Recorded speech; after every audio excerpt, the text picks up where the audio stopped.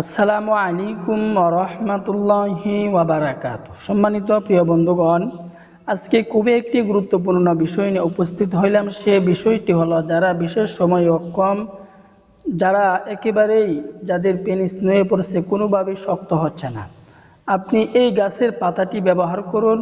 দেখবেন আল্লাহ পাকের অশেষ মেহেরবানিতে আল্লাহ পাক আপনার সমস্যা দূর করে দিবেন। তো আমরা দেরি না করে মূল আলোচনায় চলে যাই। আমরা এই গাছের পাতাটি কিভাবে ব্যবহার করব, এই গাছটি আমরা কোথায় পাবো, এর বিস্তারিত বলে দেব ইনশাআল্লাহ। তো আমরা দেরি না করে মূল আলোচনায় চলে যাই। দেখুন, গাছগাছালি হচ্ছে মানুষের জান বাঁচায়, মানুষের প্রাণ দেয়। তো এই গাছগাছালির উপর আল্লাহ পাক রব্বুল আলামিন অনেক ক্ষমতা দিয়েছেন। তো এই গাছের জিনিসটা যদি আপনি ব্যবহার করেন, পাতাটা ব্যবহার করেন, দেখবেন আল্লাহ পাক রব্বুল আলামিন আপনাকে অনেক শক্তিশালী দান করবেন, অনেক শক্তি আল্লাহ পাক আপনাকে দিবেন। তো সেই গাছটি হলো, আমরা সকলেই চিনে থাকি, সেই গাছটি হলো বড়ই পাতা। সেই গাছটি হলো বড়ই পাতা।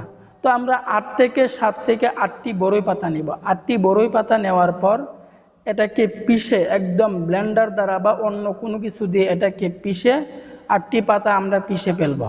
তো 8টি পাতা আমাদেরকে পিষার পর আমরা 1 গ্লাস পরিমাণ পানি নেব। পানি নেওয়ার পর ওই যে আমরা 8টি বড়ই পাতা পিষছিলাম বা ব্লেন্ডার দ্বারা একেবারেই পাউডার করে ফেলছিলাম, ওই পাতাগুলো আমরা গ্লাসের মধ্যে দিয়ে দিব। দেওয়ার পর আমাদের আরও কাজ করতে হবে, সেটি হলো আমরা আয়াতুল কুরসি যারা পারি, আমরা আয়াতুল কুরসি মুখস্থ করে নেব। আয়াতুল কুরসি মুখস্থ করার পর আমরা 7 বার আয়াতুল কুরসি পাঠ করব। একবার পাঠ করব, একবার গ্লাসে ফু দিব। যখন আমরা এভাবে 7 বার পাঠ করব, 7 বার গ্লাসে আমরা এভাবে ফু দিব। এরপরে আমরা সূরা নাস, এরপরে আমরা সূরা ইখলাস, ওই সূরা ইখলাস আমরা 7 বার পাঠ করব। একবার পাঠ করব, একবার গ্লাসে ফু দিব।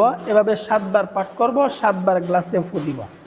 তো যখন সূরা ইখলাস 7 বার পাঠ করে 7 বার গ্লাসে ফু দিব, এরপরে সূরা ফালাক ঠিক তদ্রূপ আমরা 7 বার পাঠ করব, একবার পাঠ করব, একবার গ্লাসে ফু দিব।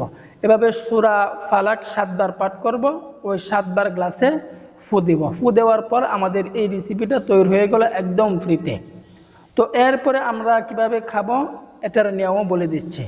এরপরে আমাদের খাবারের নিয়মটা হচ্ছে, আমরা ওই গ্লাস থেকে আমরা পানিটা হাতে নিব। হাতে নেওয়ার পর এভাবে 3 বার ছেটে খাবো। 3 বার গ্লাসটি থেকে পানি হাতে নিব। হাতে নেওয়ার পর এভাবে ডালবো, ডালার পর হাত থেকে এভাবে আমরা 3 বার ছেটে খাবো। তো যখন আমরা 3 বার চেটে খাবো, এর অবশিষ্ট পানি দিয়ে আমরা গোসলের পানির মধ্যে আমরা অবশিষ্ট পানিটি আমরা গোসলের পানির মধ্যে ব্যবহার করব। এভাবে আপনি 7 দিন পর্যন্ত ব্যবহার করেন, দেখবেন আল্লাহ পাক রব্বুল আলামিন আপনার সমস্যা দূর করে দিবেন। আল্লাহ পাক রব্বুল আলামিন আপনাকে অনেক শক্তি দান করবেন, অনেক সক্ষমতা আল্লাহ পাক রব্বুল আলামিন দান করবেন। তো আল্লাহ পাক রব্বুল আলামিন আমাদের সকলকে বুঝার তৌফিক দান করুন, আমিন।